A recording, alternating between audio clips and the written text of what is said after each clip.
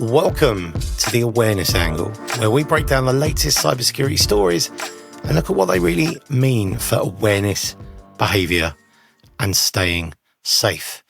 Ladies and gentlemen, welcome to our 30th episode, which feels like an achievement. That puts us in like the top 2% of podcasts. Yeah. Did you think we was going to make it? I'll be honest with you, I didn't. Hang on. Whose voice is that? That would be the voice of my co-host. I haven't even introduced you yet. What are you doing talking? Ladies and gentlemen, Luke is with me as always. How you doing, Luke? Hey, everyone. Yeah. Hey, Ant. Doing good. Well. Yeah, I'm good. It's, I honestly didn't think we would get to 30. I thought we'd probably do 3, 4, maybe a bit more than that. And then time would get in the way. But no, we're still going. This is amazing. Yeah. See if we can get to 50. 300. Let's put a naught on the end of this one. Okay. Yeah. It'll only take us 5.5 years. It's fine. We'll do it. Yeah. So yes, this week on the Awareness Angle, lots of stories to get through. As always, it's, cyber isn't slowing down. Marks and Spencer's, our weekly update, their costly attack will be over by July, everyone. So just in time for summer holidays. Tesco's and Sainsbury's have been impacted. They haven't had a cyber attack, but a supplier of theirs has. We also dig into a sneaky ransomware group that's using fake IT calls to breach networks. Sounds a lot like Scattered Spider, but it isn't. O2 has patched a location leaking bug, and the UK government's new single app for parking payments. No more scanning QR codes in car parks. Woohoo! Plus, we've got some fake Chrome extensions that steal all your data, and the fallout from billions of Discord messages that have been scraped and published online. God, I dread to think what they contain. Look, we're going to break it all down for you. No jargon, no drama, maybe a little bit of drama, but just what you need to know. So if you're an awareness professional, a cyber professional, or just someone that likes information security, this is the place to be. But please remember, it's an independent podcast. Our views are our own. So if we say something that you don't like, blame us, not the people that pay us. So lastly, before we get into the whole grand scheme of things, have you listened to our interview series? I have listened to a few. A few? You should listen to all of them. There's not that many yet. Well, I edit them, right? So I listen to most of them. Looks like our first listener on the interview series because he makes them look good and sound good. Last week, we released our episode with Amy Stokes-Waters from the Cyber Escape Room Co. And it's a really, really good episode. We were both meant to go to a conference. She went, an exhibition. She went, and it wasn't very good. And I asked, then, is it worth going? She said no. Someone else told me no. So me and Amy decided to get on a call and had a chat, and it's really, really good. She's convinced me that cyber escape rooms are probably a good idea, and we cover authenticity, and there's some really good, it's a funny episode. If you know Amy, she's a character. She's wonderful. So have a listen to that. It's like the episode before this one. So if you're listening to this one, when you get to the end, go back one and listen to the conversation between me and Amy. And lastly, before we get onto the news, have you voted yet? Luke, have you voted? I have. Good. I thought you were going to say not going to say it. Not going to say who for. Okay. Guys, we've been nominated in the European Cybersecurity Blogger Awards 2025. Still doesn't seem real. Thank you to everyone that's voted for us so far. And I've also been recognised. So the podcast has been nominated for Best Newcomer, which is amazing. And we've also been nominated in the Back to Basics category, which fits us perfectly. If that's what we're trying to do here, isn't it? Simplify the security and keep it simple and basic. So Back to Basics sounds right. And then I've been nominated as well, which is shocking. So under Contributor of the Year, with some very illustrious and very experienced names that I've looked up to for a long time. So if you Want to vote?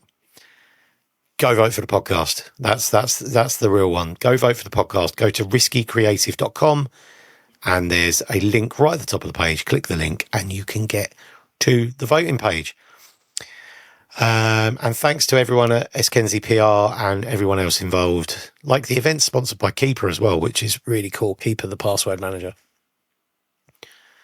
Lastly, before we get onto the news, we need to cut this bit down.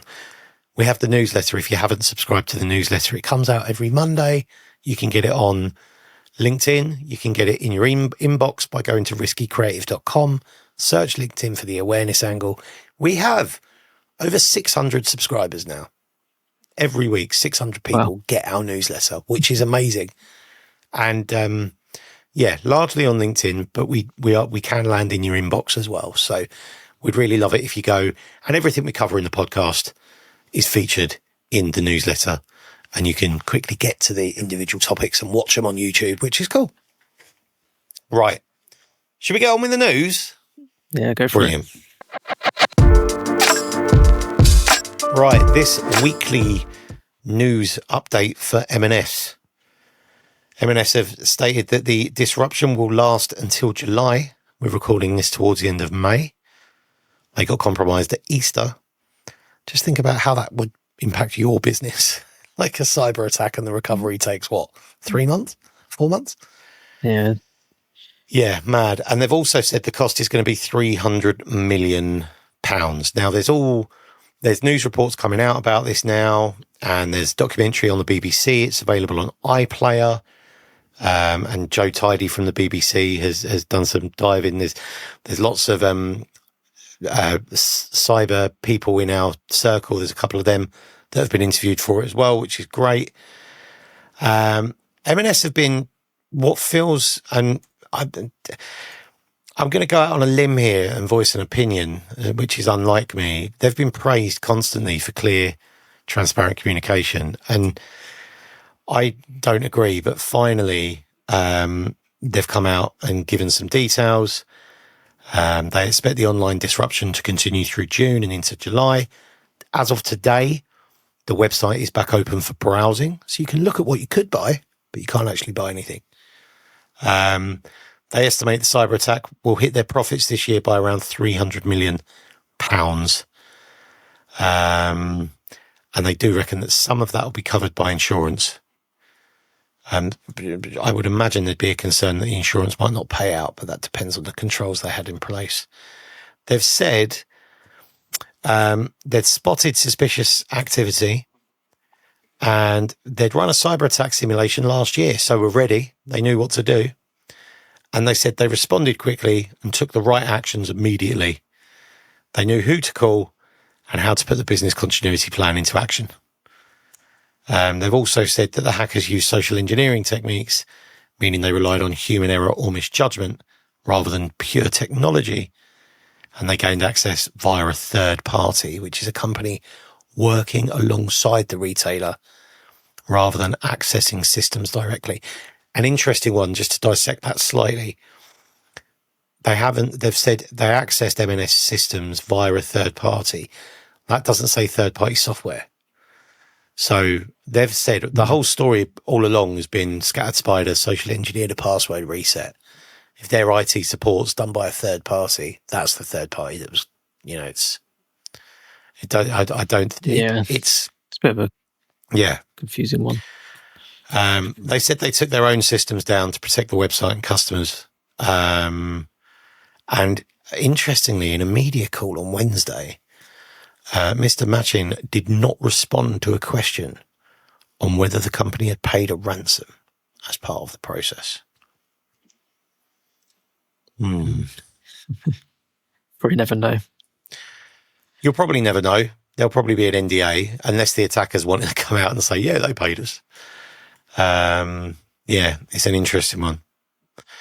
Let's not dwell on M&S because everybody else is talking about it, so we don't need to talk about it much. If you want to find out more about M&S and what's going on there, go to the BBC and look at the documentary on iPlayer, or just look at your LinkedIn newsfeed, because if it's anything like mine, everybody's voicing their opinion on LinkedIn. Interestingly, I'll come to that later. It's fine. I'll come to that later. I have one more bit on M&S, but I will come to that in the comments section. As we mentioned at the opening of the show, Tesco's and Sainsbury's supplier Peter Green Chilled has been hit by a ransomware attack. And they are a cold storage and logistics firm which also work with Aldi. And they've been held to ransom and halted new orders, which they say has left products like meat pallets sitting idle in fulfillment centres. So yeah, it's worrying, isn't it?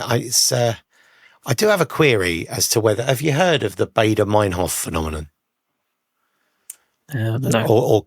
So essentially, it's also known as cognitive bias, and I am reading this straight from Google, but I knew there was a name for it. So, if you're driving along and you see a yellow car and you're like, I've never seen a yellow car. And then all of a sudden you see lots of yellow cars. It's because you're then looking for it. So I thought this, whereas we're all saying the high street is under attack, but is it really? Or is it just a coincidence that two names have been attacked? Or maybe, I don't think that Marks and Spencer's were done and then someone went, oh, now let's go and try Co-op, because the time to get in and cause damage normally isn't that quick. So I do wonder if we're seeing a bit of cognitive bias, and, if you take a step back and look at the businesses that are being compromised before now, whether it isn't an epidemic. But yeah, I mean, it's sort of quieting down a little bit at the moment, but you never know. I did read somewhere that they reckon that they were now pivoting to the US, which is why it might not be making the news I think here. we touched on that last issue of Google talking about that. Yeah. But yes, Peter Green Chilled, they're based in Somerset. Its transport operations are continuing as normal, but they didn't process any new orders, and only shipments prepared prior to the attack were sent out. So this is, I don't know what the state of play is now at the time of recording. It's a couple of days old by then. As with any news articles now, it goes on to talk more about Marks and Spencer's and Co-op than what's happening, because it just refers back to the big names. So that's the that's the damage limitation. Like, is M&S always going to be talked about? Every time a retailer is compromised now, is it going to be in 2025, Marks and Spencer's, blah, blah. That's, probably it's one of the biggest ones recently, I guess. That's the reputational damage that you potentially face, isn't it? Yeah. Moving on to the next story, again, ransomware, and very similar sounding, but Bleeping Computer yesterday released an article about a 3 a.m. ransomware affiliate that is conducting highly targeted attacks using email bombing and spoofed IT support calls to socially engineer employees into giving credentials for remote access. Sound familiar? Some very scattered spider. Sophos reports see at least 55 attacks leveraging this technique between November and January, linked to two distinct threat clusters. So, email bombing and quick assist, which we talked about in previous episodes. So the 3 a.m. ransomware attack targeted a Sophos client, and it occurred in the first quarter of 2025. And it used a similar approach to that quick assist one, where they did it via Teams, but this time they did it via a real phone call. So They spoofed the IT department. They spoofed the phone number to make it look like they were actually calling from that company. And they sent 24 unsolicited emails in 3 minutes. So they overwhelmed the mailbox. And then they convinced the employee to open Microsoft Quick Assist and grant remote access to their device as a response to supposed malicious activity. And then they go on to download some, they go to a malicious domain and download an archive, and they download an emulator, and it just, the pattern then comes along and they deposit some ransomware. So you really, really, really need the awareness angle on this. You very much need to communicate with your people clearly what the IT support experience looks like. And if it deviates from that at all, it doesn't matter what business you're in. Like, we're not talking food retail now. We're talking any business. And this is how your IT support team will contact you. If it's anything else, escalate it to a manager or someone. Yeah, definitely. These people are they're so bold and brazen. You know, it's gone are the days where people are lurking in the shadows at night with a hoodie. You know, it's not like that anymore. These people are actually calling you up and pretending to be, you know, your help desk or something like that. I don't care. Another report in the news. This is the next story. BBC reported this week, which is this is all like related. It's all on a theme. Ian Stewart, who's the CEO of HSBC UK, he's said that cybersecurity is top of the agenda, and that dealing with vulnerabilities is an enormous expense for the sector as a whole. I think it's an enormous expense for anyone, not just the banking sector. And he says it does worry him. We can be attacked, and we are being attacked all the time. So it's worrying. I mean, everybody, this has been, I think Marks and Spencer and Co-op have been a massive wake-up call for most people. You know, I think it's lit a fire under those tasks that maybe you were putting off doing because they were inconvenient or they were a lot of effort, or the users might not really want to receive it. You know, I think a lot of companies have changed the way, like SMS authentications, like getting kicked out, like long before it should have been gone a long time ago. But companies shouldn't still be using SMS authentication. But I think what we've seen is a lot of people are rapidly getting rid of it, skipping things like push notifications and going straight to number matching or passkeys. Because definitely recently, passkeys have probably come at a very good time. Well, now it's the time that they finally get the limelight of people wanting to use them. Yeah. Because beforehand, not many people were talking about them, and now they're everywhere. I know I've been in many a conversation with software engineers that have wanted to use YubiKeys or have queried why a business doesn't use YubiKeys.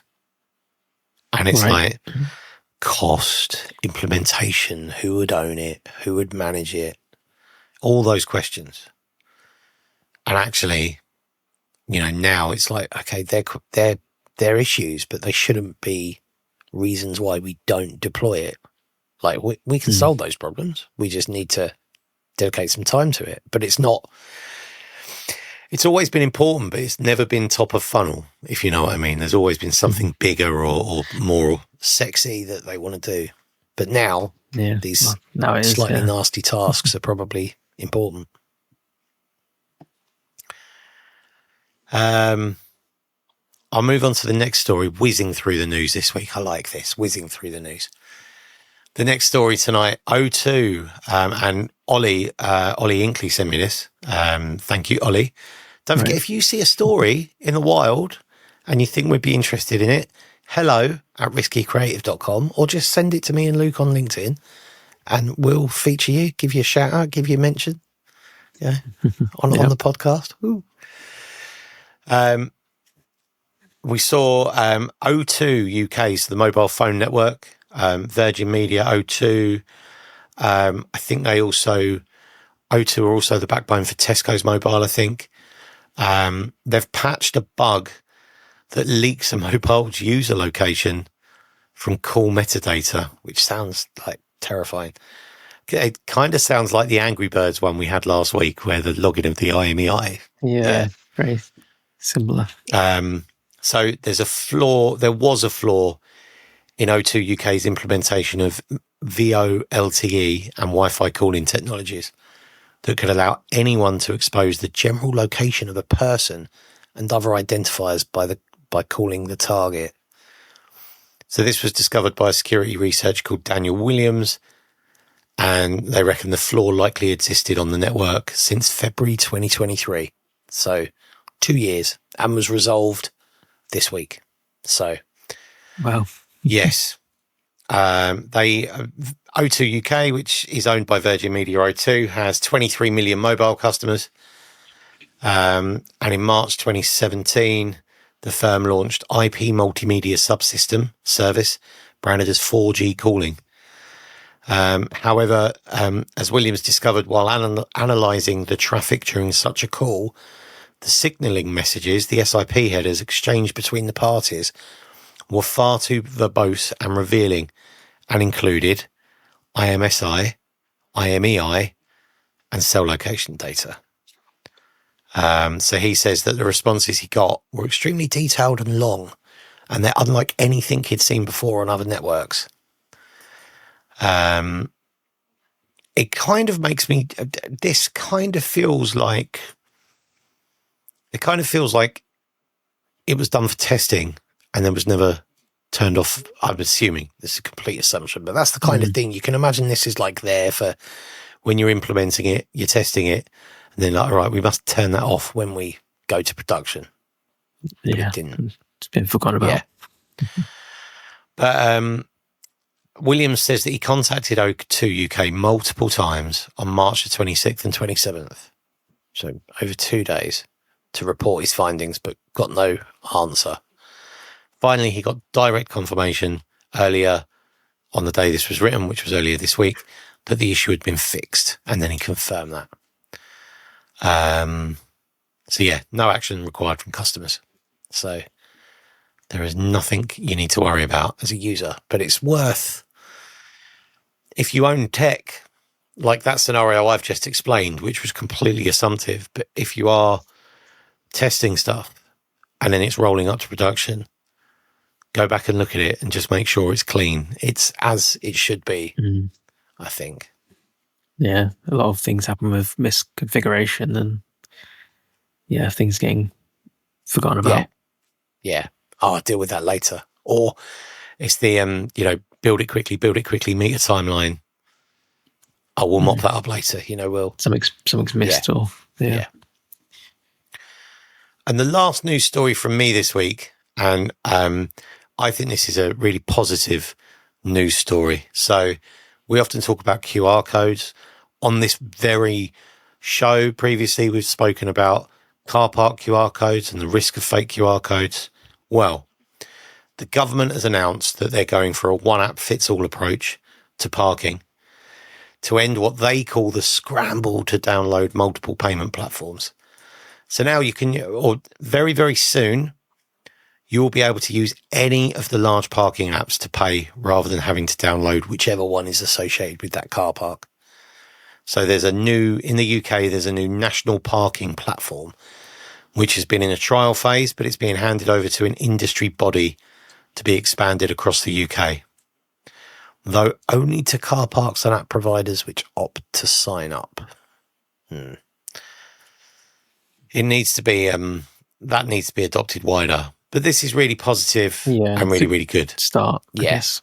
Yeah, it's a great start. So it's really good that there's no, you don't feel pressured to scan a QR code or download an app. I went to car park the other day and I'm like, which app is this? And then I have to find out if I've got it and I have to sign into it. And it's one I haven't used in ages. So I had to add the different car and it's like, it's ridiculous. On my iPhone, I had literally a folder that had like 4 or 5 parking apps in. And if you've got an electric car, it's the same for electric car charging as well. You end up with if I don't charge publicly, but if you do, for like the 2 weeks I've had to public charge, I got like 3 or 4 apps. It's like, God, every different charger. No standards being enforced. No, which just leads to, you're spreading your data out thinner and some of these will come, some of these will go and you'll never know. Yeah. So well done, UK government. That's a really, really positive thing. I think you need to enforce it now or make it really cheap, or you need to give it a benefit to happening. Yeah, definitely. That's the last of my news stories, but you've got a couple?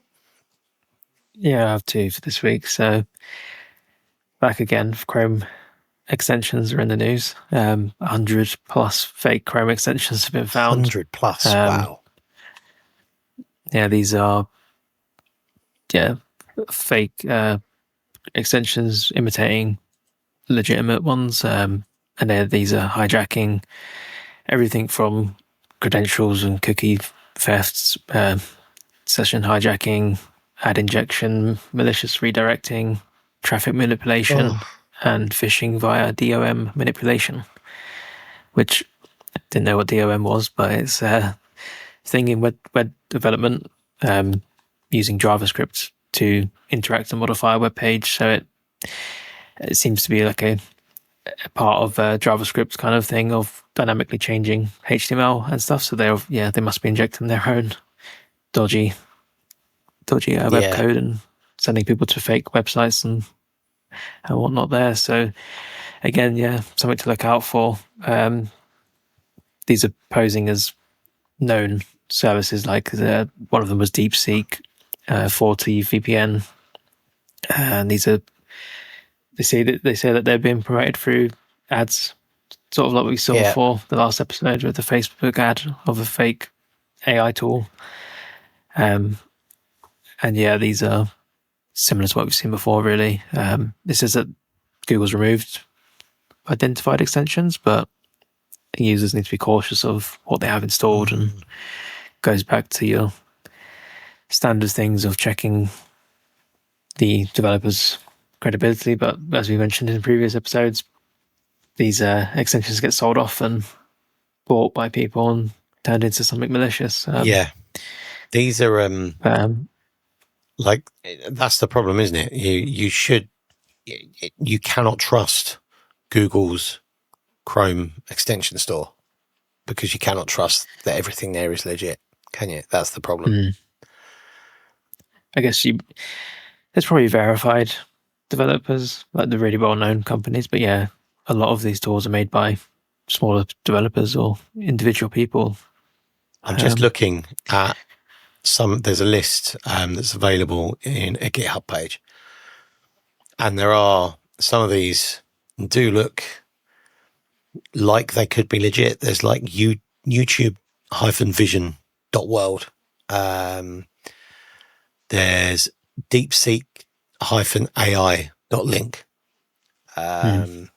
There is, like you said, 40 VPN, which looks 40 VPNs like a proper legitimate service, but this is obviously a spoof one. There's calendlydocker.com, calendlydaily.world. Their Calendly is obviously in a proper legitimate service. So it's manusai.sbs. So Manus is another approved, that's another legitimate AI tool. So what can you do? It's you have to be really, really careful. No, it's not a lot of issues with Chrome extensions for browsers. I imagine Firefox and other browsers are still vulnerable to these, but these are primarily seem to be around Chrome extensions, at least for this news story. And that'll be where they put most of their effort in, because Chrome is the largest browser. Just like back in the day, that as well. There wasn't, you don't need antivirus on a Mac, but that's because no one used a Mac, 20, 15 years ago. Now, many people use a Mac, so you don't need AV on it. It's gone round in circles, hasn't it? Because it's all built in now, but Yeah. So there seems to be, again, dodgy ads, whether they're from a web search or Facebook. But it's more of I guess in that respect, it can happen at work. People browsing on Google for something and they find an ad, an extension that's advertised, and click on it and install it without really checking, especially if they're allowed to install extensions. But I'm sure we'll hear more extensions. Is always something that is. Just be really careful. It's a timely reminder to remind your people when installing extensions, make sure you really, really need it. And if you run Managed Chrome, if you don't run Managed Chrome, why don't you run Managed Chrome? Maybe it's time to start thinking about, can you run Managed Chrome? Yeah. The next story I had then was what about Discord? Researchers have scraped 2 billion Discord messages and have published them online. 2 billion. It's a team of Brazilian researchers. It counts for roughly 10% of all public Discord's platform based servers. It spans from 2015 to 2024, and it's using the Discord's public API to get this data. Apparently, it's collected from 3,167 servers. Wow. They say it's been anonymized. I don't know how well that can that can work, but it's a 118 gigabyte download as well. Wow. But they seem to have done it for sort of research purposes, for academic use, studies and all sorts of things. I mean, Discord's used for everything these days, not just gaming. So there's probably a lot of interesting data in there. Yeah. And potentially some stuff that people don't really want to get out. We had a Discord briefly, and we talked about spinning that up for a community-based thing, and that's one use for it. There's also my 11-year-old wants a Discord to chat with his mates, because his mates at school have all got Discord. That's how they chat to each other. Yeah, it's become quite a well-known, well-used tool. I think even some smaller businesses use it because it's obviously free. Yes. With optional sort of paid features, but it's one of those that you might find your business uses without you realizing as well. I know I know a couple of organizations where it's crept in at some point, and then it's like, nope, can't have that. Yeah. But yeah, I think it's just something to think about with public Discords, especially. This sort of information is available. It's an important reminder that anything you put online, like, don't... Could be scraped. Yeah, right? like, don't say anything online that you wouldn't say in person, that kind of thing. Like, you never know when it will come back and haunt you. And the same could be said at work as well. You know, it's anyone can do a subject access request, you know, all that kind of thing, and then the data. Be careful what you put in writing. It mentions how, like, the average Discord user is not going to expect their conversations to be used in an academic data set. No. No. But it's been anonymized, so you're okay. That's good. That's good. I can sleep. I don't use Discord much. Right. But yeah, that's my story. Excellent. Well, let's get on to some awareness. So it's coming up quick, but on the 12th of June, I am taking part in the Future of Cybersecurity virtual conference. The headline speaker is not me yet, one day maybe, but the headline speaker at this event is someone who's been far more important and far more significant to the internet than I have. Marcus Hutchins, which is the man who saved the internet, basically. He stopped WannaCry.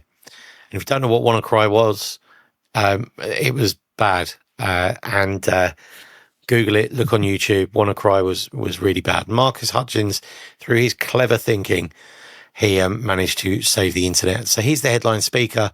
We've also got Holly Foxcroft, Lee Morton, and then obviously me. And I've got it's an interesting talk I've got. I'm going to talk to you about a occasion when my environment was breached. And I'll talk you through the incident, through recovery and you know, detection and stuff like that, and what you can learn from an awareness perspective on that. So that's a good one. Cool. 12th of June. Sounds good. Links in the show notes. Links on my LinkedIn. Link is in the newsletter, which you can get by going to riskycreative.com and signing up. We also, and by the time this episode gets released, this could be closed, but the SANS 2025 Security Awareness Report survey is open. It's been open for a little while now. We kind of missed announcing it on here. This security awareness and culture survey this report is really, really important, because this is used by many awareness professionals to measure what good looks like, to argue for more resource. I've used this before in an awareness role to benchmark our team and structure, and it's used to salaries and job titles and all sorts. So it's the only thing really, it's the best thing that covers the awareness industry. So go along. You can search for Lance Spitzner on LinkedIn. We'll put a link in the show notes and on the newsletter.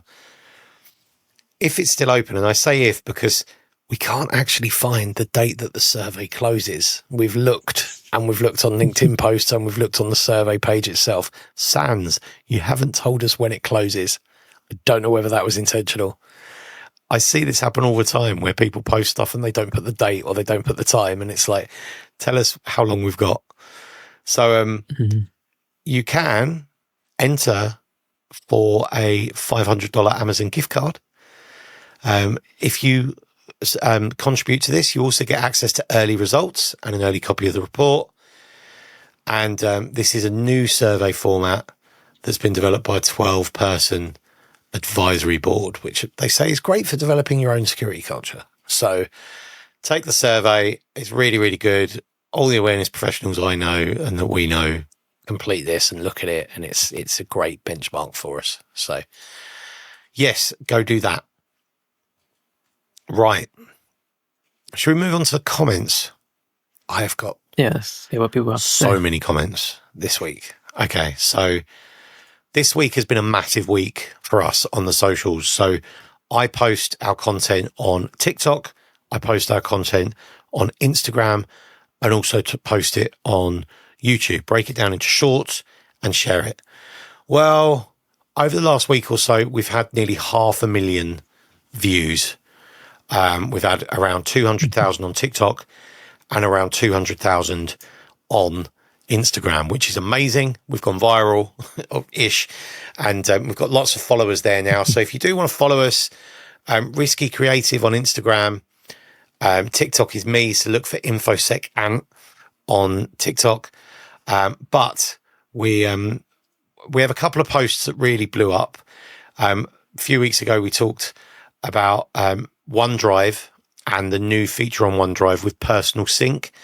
So if you've got a OneDrive business device and OneDrive file sync in your business environment, if someone's signed into a personal account on that device, and I think even just in the browser, for example, then Windows goes, would you like to sync your personal files as well? So there's an opportunity for data leakage there. We had 170 comments on this video, over 200,000 views on TikTok.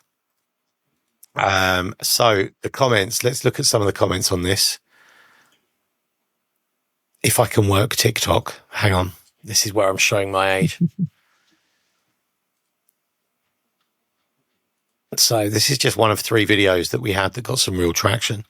Lots of people moaning about, OneDrive, and this shouldn't be on, this shouldn't be an option. Why do people let this happen?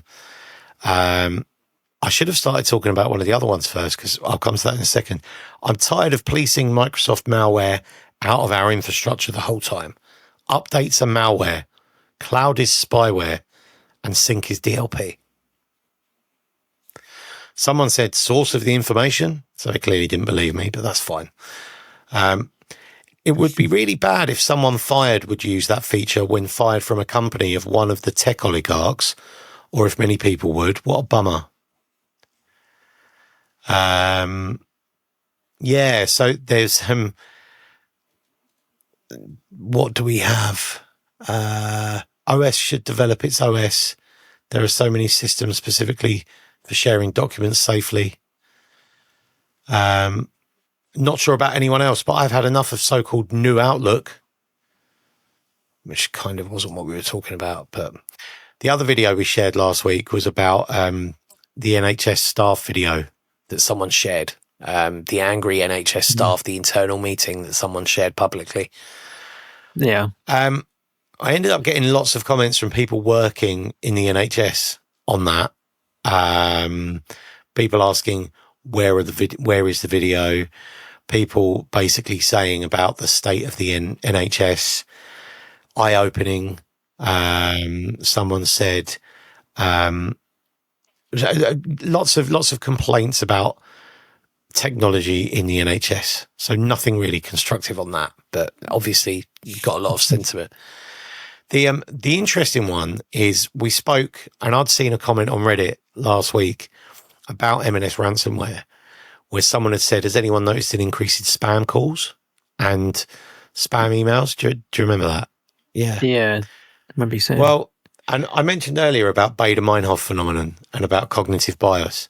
And I think it's this, right? But so many people have said they agree. Like, yes, constant spam calls the past 2 weeks. Absolutely. I rarely get spam calls, but over the past few weeks, I'm getting loads. Yes, I've never had these calls before. Oh my gosh, me, I've had loads of spam calls in the last few weeks. Someone said, yep, had a bunch of new scam emails, mostly from scammers pretending to be M&S and other shops like it, such as Lidl. I don't know why they assume them not getting a password means we're in the clear. Scammers are having a field day. Someone else said, I used to get the occasional spam email. Now it's literally 20 per day. So many random numbers calling me all of a sudden as well. I don't answer any. Definitely noticed an increase. Like, there's a pattern here, right? Lots of people. Personally, I think this is Baader-Meinhof. I think people are like aware of cybersecurity and scams, and all of a sudden they're like, I've said it. They've seen that TikTok and they're like, oh my God, me too. Oh. But it's interesting. It just goes to show, like, the data might be used in many, many different ways. One person, Mesmerized74 on TikTok, 1 day ago said, no more spam calls or emails than usual. People just jumping on the bandwagon. Could be that. So yeah. Follow us on TikTok, follow us on Insta, and obviously on YouTube as well. We post our shorts and some other clips from the show. Right. I had 2 or 3 things I wanted to show you this week. The first one was an article that was published this week on the BBC, but it wasn't a news article. It was BBC Future. And the article is called Still Booting After All These Years, The People Stuck Using Ancient Windows Computers. So essentially, this article goes through and it says, earlier this year, I was on my way to a checkup at the doctor's office in New York City. And as I rode up to the 14th floor, my eyes were drawn to a screen built into the side of the lift. Staring back was a glimpse into the history of computing. There, in a gleaming hospital full of state-of-the-art machines, was an error message from an operating system released almost a quarter of a century ago. The elevator was running Windows XP. Wow. Yeah. Yeah. So, yeah, it's funny. It's so the article goes on and basically gives a bit of a history of Microsoft. And then in a way, Windows is the ultimate infrastructure. It's why Bill Gates is so rich, says Lee Vinsel, who's a professor at Virginia Tech. Their systems are built into everything around us. And the fact that we all have these ancient examples around is the story of the company's overall success. That's what's kind of amazing about Microsoft. For a long time, Windows was just how you got things done. And then it says, even if you're a diehard Apple user, you're probably interacting with Windows systems on a regular basis. When you're pulling out cash, for example, the chances are that you're using a computer that's downright geriatric by technology standards. Microsoft declined to comment for this article. So Elvis Montiero, who's an ATM field technician based in Newark, New Jersey in the States, many ATMs still operate on legacy Windows systems, including Windows XP and even Windows NT, which was launched in 1993. Wow. Yeah. Windows was at the center of a controversy across the German internet in 2024 because there was a job listing for Deutsche Bahn, the country's railway service. The role being recruited was an IT administrator who would maintain the driver's cab display system on high-speed and regional trains. But the qualifications listed in the advert were expected to have people were expected to have an expertise of Windows 3.11 and MS-DOS. Windows 3.1.1 was released 32 years ago, was my first version of Windows, and MS-DOS was released 44 years ago. Oh, yeah. It's crazy. mad, isn't it? It's mad.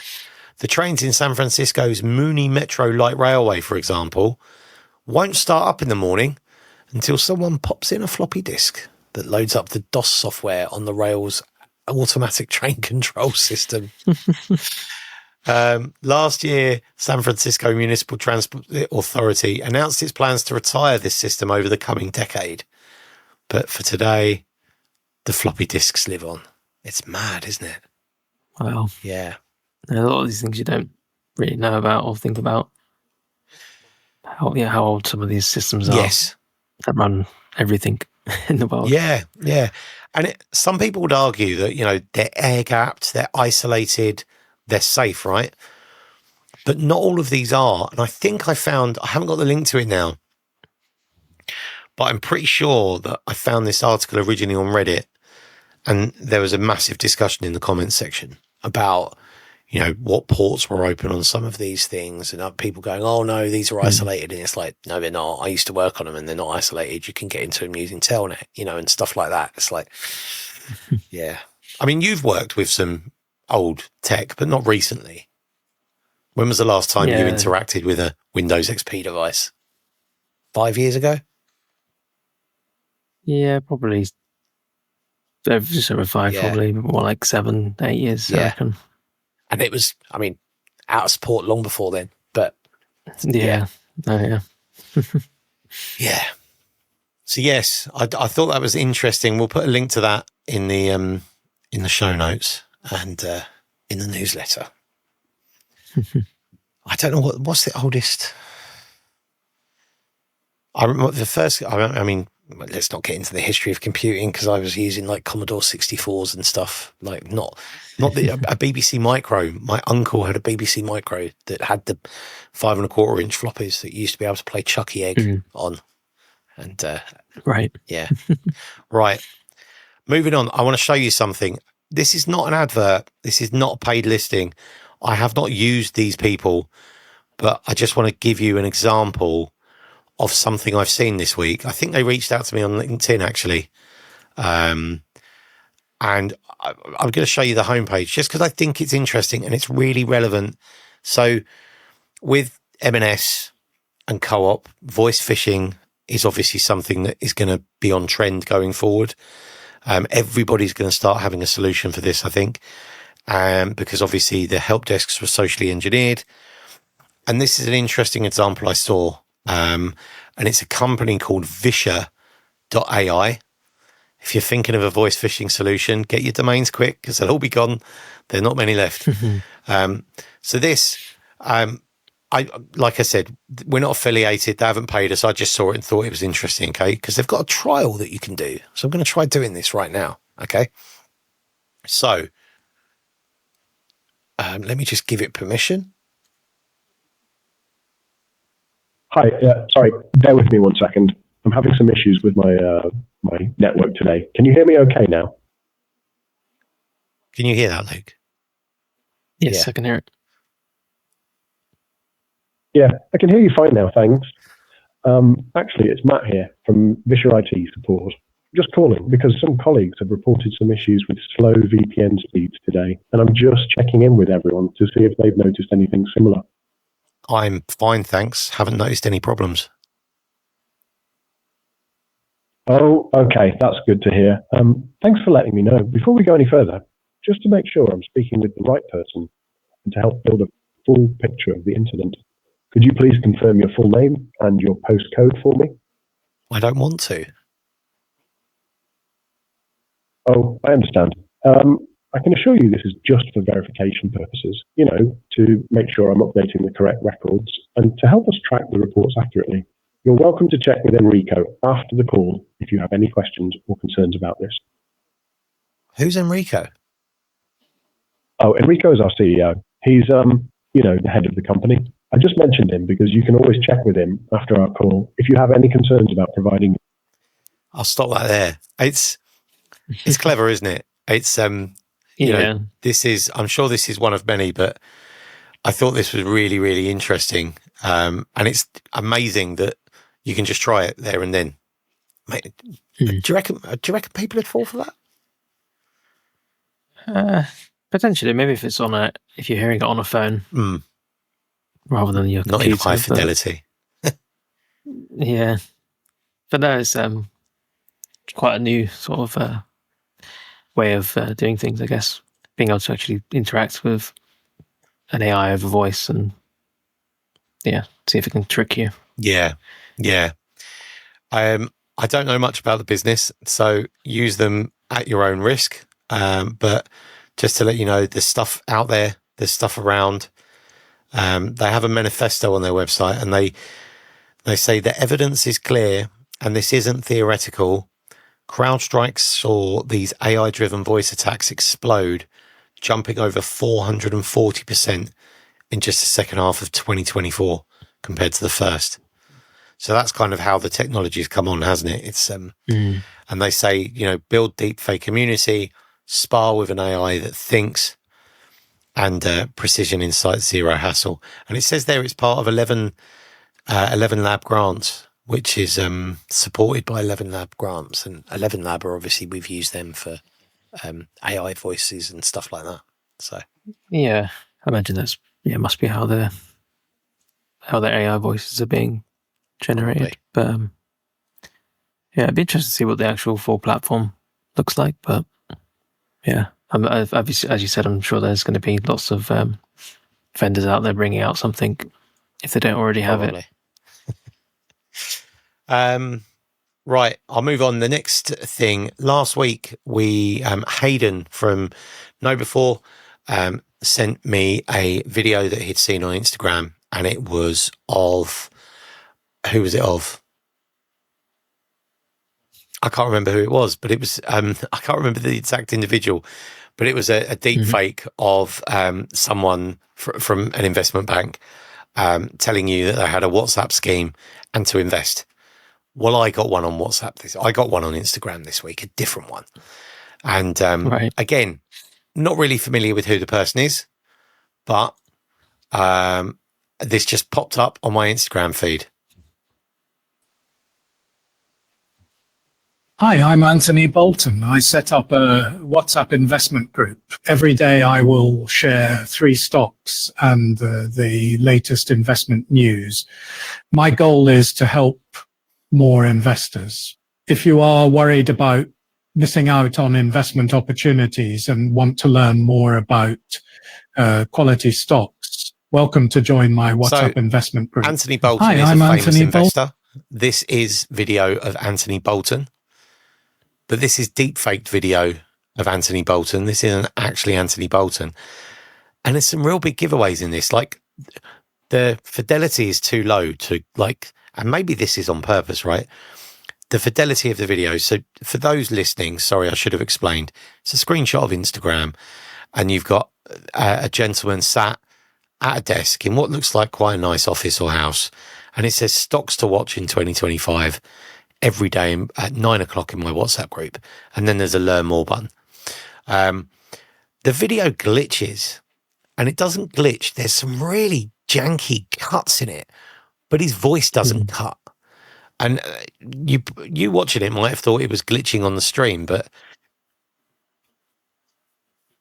set up a WhatsApp investment group. Every day I will share 3 stocks. Did you see that jump? And, like his whole body latest shifted investment news. in a frame, just in an instant. And there's another one.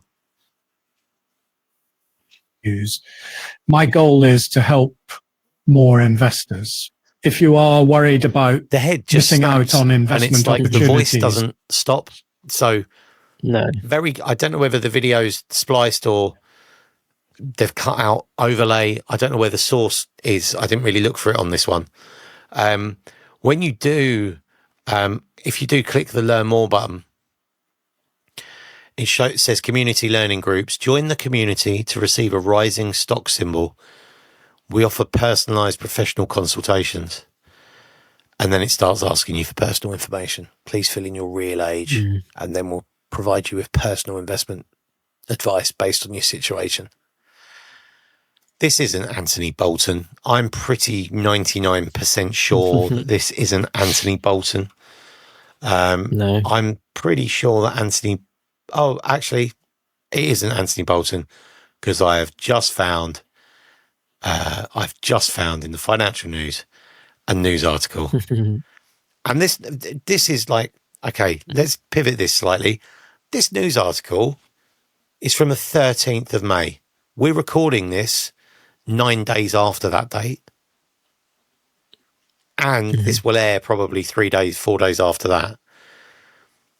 If this has been public knowledge and in the news for 9 days, why hasn't Meta got rid of this yet? Yeah. Meta doesn't care. And this is part of the problem. We're making ad money. Yeah. Bolton retired from Fidelity International in 2014. He originally, in the Deepfake video, he asks investors to join the WhatsApp group.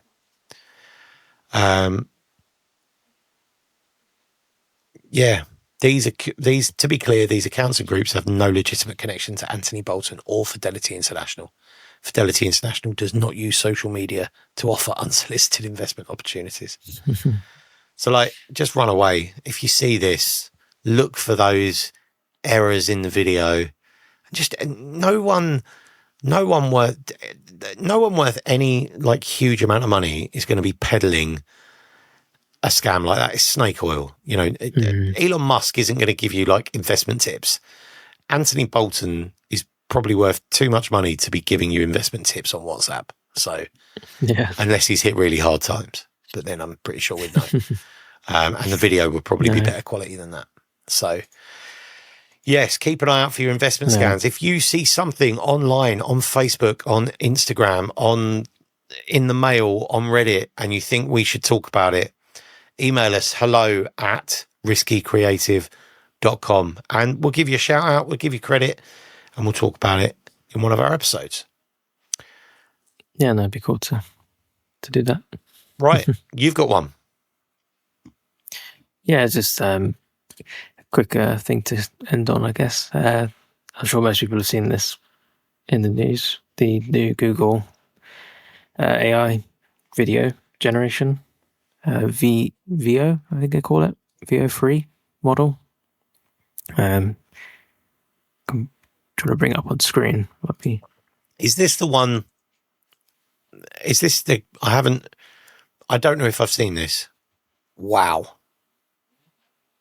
Okay, I haven't seen this, but there's a good first impression. Wow.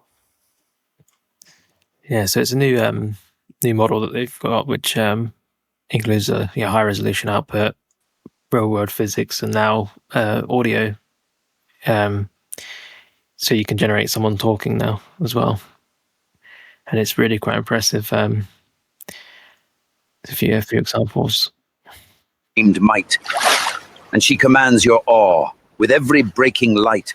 This ocean, it's a force, a wild, untamed might. That's incredible. And she commands your awe. So for those of you listening, I have to forget at times that this is also an audio podcast rather than video. There's really realistic imagery now of a older gentleman with a pipe and traditional sailor's outfit and a beanie hat and a beard. Looks like a fisherman, traditional fisherman. They've got the prompt as well. What? The prompt as well is there's very simple prompt. Oh my God, I didn't even see that. And asking it to say those words, and that's obviously what it says. Medium shot frames an old sailor, his knitted blue sailor hat casting a shadow over his eyes, a thick grey beard obscuring his chin. He holds his pipe in one hand, gesturing with it towards the churning grey sea beyond the ship's railing. This ocean, it's a force, a wild, untamed might, and she commands your awe with every breaking light. Awe with every breaking light. This ocean, it's a force, a wild, untamed might. So the command and she commands hasn't your stated awe. anything about an accent or sound or audio. And it's given it what I think is probably quite a fitting voice. And it's added sea and a seagull. That's incredible. Have we got... Yeah, no, it's loads of examples here. So, I've seen a lot of people using it, playing around with it, asking it to create like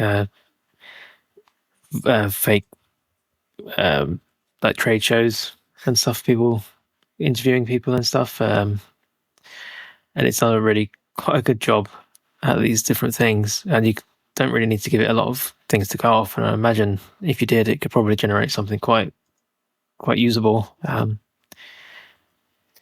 There was Just kind of scary at the same time though, with how good I it do is. wonder if there was a trade show a few weeks ago.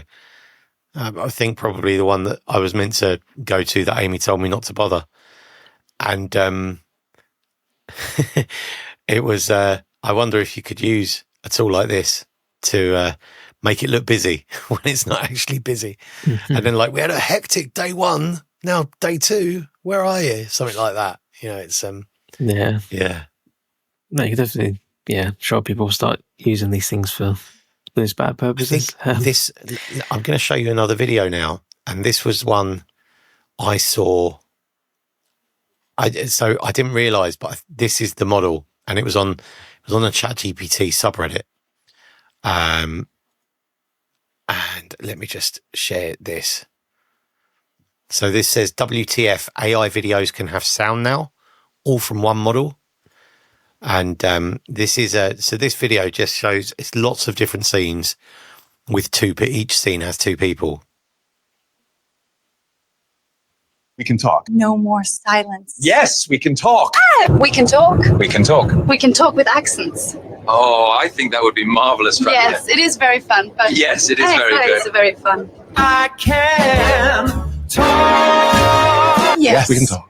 Yes. Yeah. We can talk. We can talk. Just to Yes. flag some of these, and it is worth, if you're listening to this, it's worth, go to the newsletter. We'll put a link directly to this section of the podcast in the newsletter. The detail in some of these videos. So you've got, take this one, for example. So this one, there's a couple on a train dressed like it's the 50s. He's wearing a trilby. She's wearing a little, I'd call it a beret, but it's probably got a different name. They're talking very properly, but look in the background.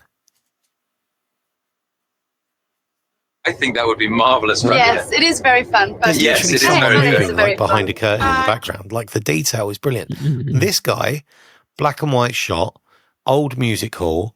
He's there with a lovely suit on and a white bow tie and a tash, holding a really old-fashioned microphone, and there's like smoke coming off his head. I Yes. didn't realise what I was Yes. watching, but now I know that this is exactly what you've brought to the table, and it's mad, isn't it? The quality is incredible. Not just of the video as well. Like a lot of this video I'm showing is quite a low-res video, but the fact that it can provide not just voice, but it's very convincing. ambience and the right kind of, like, the voice can have echo or resonance from the room sound. It's not all dry, reacting which is brilliant. Yeah, no, I mean, on the website as well, it shows like some other examples of, where you can use like a reference character and consistent characters and your own backgrounds and your own sort of styles and stuff. So it's getting to a point where it's scarily good now. Creating these things, you can even do camera controls and stuff. So I guess at some point, once it's a little bit better and a little bit more affordable, even, it's a good option for potentially smaller people, smaller teams like us to be able to create some videos that you could never have imagined. Well, you could only have imagined it. Now you could actually bring it to life. Can I show you something else on the topic of this? This isn't an AI podcast, but this is something else that's interesting, right? I last week when we talked about, I think it was last week, we talked about the OneDrive sync risk. I took an edit of that, and we're going to share that on YouTube as a separate kind of 4-minute video. But Notebook LM, which is a Google tool, I heard this talked about on another podcast this week, and I gave it a copy of the transcript, and then I gave it a copy of the audio recording. And then over here, they've got a thing called Audio Overview. Now, this is free. I haven't paid for this. Okay, this is all free. The recording that I gave it and the transcript that I gave it is 3.5 minutes long. Okay, and what it's done is... Welcome to the deep dive. Today, we're jumping into something pretty important, a new thing with Microsoft OneDrive for business users that, honestly, you need to know about. Yeah, definitely. We've been looking at this new default setting in OneDrive on Windows. And this is a full-blown two-way back-to-back conversation about the 3-minute audio I gave, and it's added an extra 3 minutes of chatter and conversation. And it was really engaging. Yeah, I've used it So before. Windows used to be seen Recently, to be the easier platform to really lock down tightly in a business setting. And this new feature sort of weakens that perception or that reality. That's a good way to put it. Yeah, that stronger security posture you could often get in Windows environments. It takes a potential. In the podcasting community, there is such a beef around AI podcasts, and then something like this comes along, and you're like, oh God! Like if there is, Notebook LM is designed for schools, classrooms, and study work, because everything here is like, you know, you have your study guide and your briefing doc and stuff. If you could put like paper into that or a scientific study, and then you can just listen to a discussion about it. Yeah. It's pretty impressive. I don't know what some of these other things do, like interactive mode. Yeah, I think you can ask it questions, even join into the... Welcome to the deep dive. Today, we're jumping into something pretty important. Oh, our listeners got something to share. Let's hear it. Hang on. What is the topic of this conversation?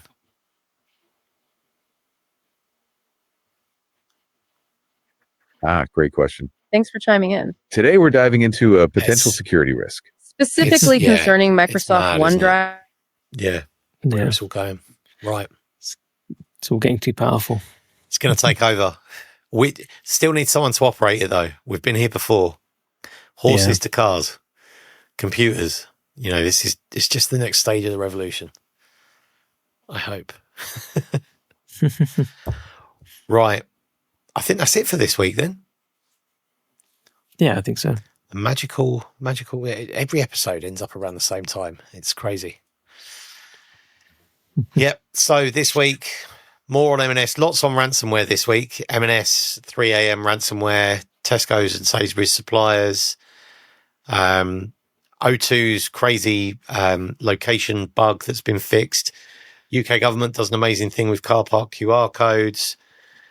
Watch your Chrome extensions and your Discord messages. The 12th of June, Future of Cybersecurity Virtual Conference. If you're still listening to this, you must really love us. So go vote for us. Go to riskycreative.com. There's a big button at the top of the screen. There's not long left. Go to the top of the screen. Vote for us, please. Back to basics. Best newcomer. We want to win something. I'm just going out there and saying it. No one probably listens an hour and 8 minutes into a podcast, but I want to win. I want the podcast the to day win. after this gets published. I think that's the closing date, isn't it? 27th. 27th. When's the closing date? Was that the closing date? Yeah, it was. Well, if you're listening to this So the day after this. Past Tuesday, it's too late. So I vote. Right. Don't forget, if you see anything you think we'd like, hello@riskycreative.com. It'd be really good to get your stuff on the podcast. Go listen to the conversation with Amy. Luke, I will talk to you again next week. Cool, yeah. See you all next week. See you later. Bye. See ya.